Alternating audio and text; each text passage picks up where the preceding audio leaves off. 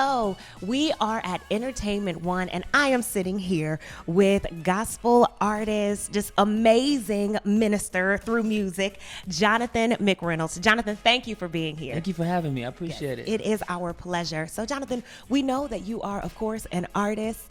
We know that you are a philanthropist, but you're also a professor. So tell me about just being a professor and the type of classes that you teach and what your vision is and your passion in teaching. Yeah, you know what? I've been blessed because while I do love to travel and sing and perform, the best part of my life is undoubtedly teaching.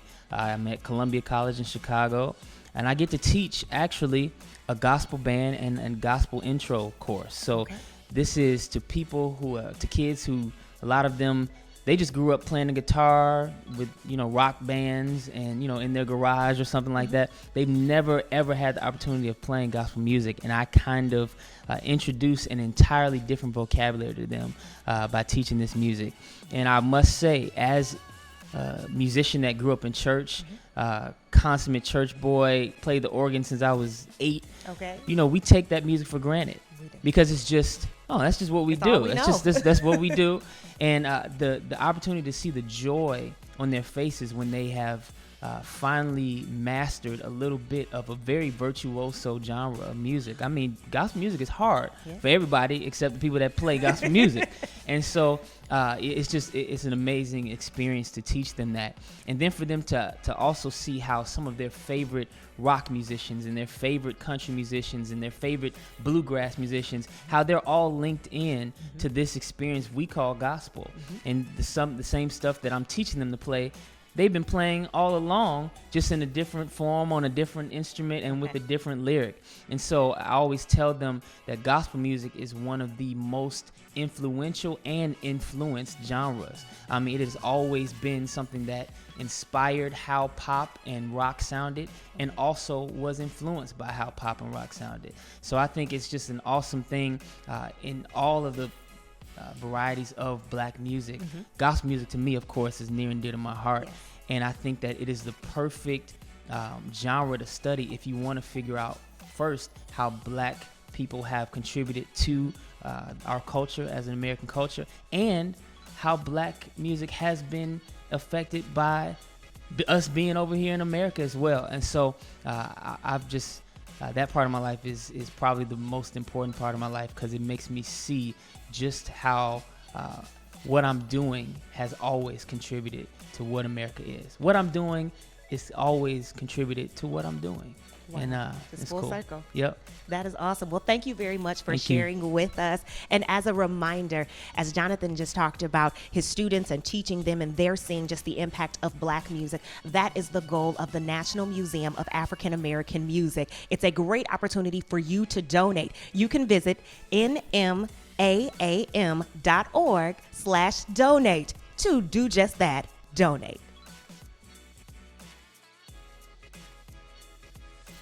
We are on our next stop as we travel through Nashville, Tennessee, the future home of the National Museum of African American Music. And I am elated for this interview.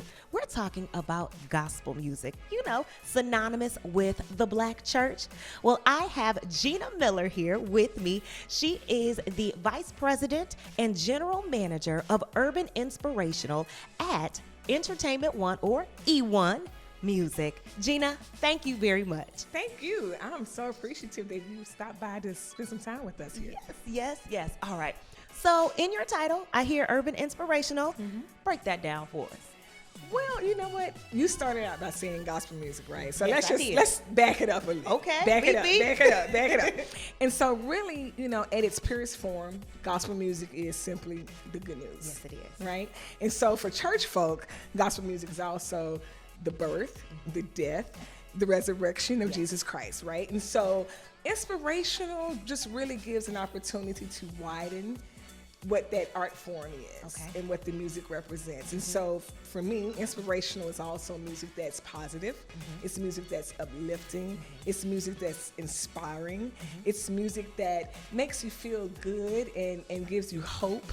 And so if any of that fits That's what inspirational music is. Awesome. So really, as you're explaining it, I'm thinking about the gospel music legends that we've heard of, you know, the Clark sisters or BB and CeCe Winans, when their music started to cross over from gospel, you know, the traditional gospel outlets, and began to be played on the R&B stations and things like that. So now it's as if they have a home.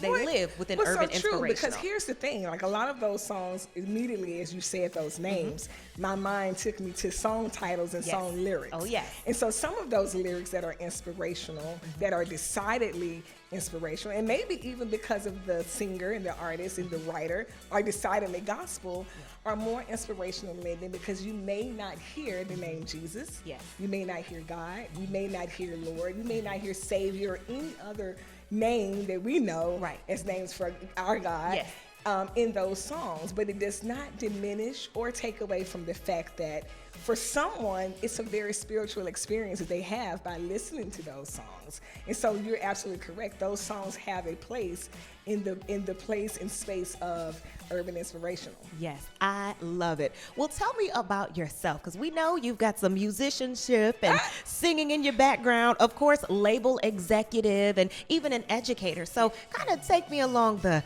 Gina journey. Wow, the Gina journey. Don't do this to me. Listen, well, you know what? The Gina journey is one that I am certainly grateful for. I walk in these doors every day with the same enthusiasm and excitement that I walked in 14 years ago. And part of that journey, and a big part of that journey, was walking in here and there was no job here. You know, that was a very big part of what my journey and my story is. And so, you know, these were the stories that we heard about that were like, you know, people that were far, far away, I felt, in the music industry. I didn't know these people up close and personal, but I am her. You know, I started here in a non-traditional internship. I had a family, and it was a time where I knew that I wanted to transition, and I walked in here every day for almost a year with no job, with no pay, with no nothing other than my eagerness and my openness and my flexibility and willingness to be a part of a team that really gave me a home. But they just didn't have a job. So come on, passion and tenacity. Right, listen. And so really what happened, you know, after about a year's time, our then president said to me, okay, you're still here, and there's something wrong with that. You know, he said, you're embarrassing me.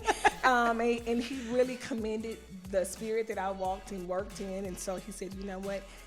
It just won't allow, the time is not right. I still don't really have a full-time job that I can offer you, but let's create something part-time and just get you in the door, you know. And so, truth be told, that was the beginning. I said yes, obviously, and that part-time job that he created has taken me through all but every division of this company that we have here. So I'm just exceptionally blessed to be able to tell my story that, you know, there are absolutely and then walking in, I can tell you this, that it didn't start there, because Light Records to me, because when we started, we were Light Records. When I walked in, we were absolutely Light Records. And Light Records represented so much, like so many of us, our childhood and the soundtrack of what we considered the gospel that we knew, and certainly contemporary gospel. Being home to so many greats and so many legends. And so that was the music that I grew up teaching in my choirs growing up in school, and playing their music at home and in church. And so it just felt like I was at home. And so I have made this my home. I've been here, as I said, for 14 years, and we just took this space that we're sitting in now. We just really moved in here we've not been here but a few weeks. Oh, well, congratulations. So, well, thank you. That's a blessing. Right, yes. It is a blessing. We're excited about being here, and we just plan to keep doing what we've been doing. Good. One thing that you just said was home. You know, and of course, Nashville is Music City, USA. And now we've got something else that will be making Nashville its home. It's the museum, the National Museum of African American Music. From the side of a record label, what does having the museum here mean to you? Well, you know what? It means a lot for so many reasons. I think from a standpoint of, you said the key word, one of the key words in that whole thing is national. This is not just something that's indicative to Nashville. This would be a museum that could be visited and loved and appreciated around the world.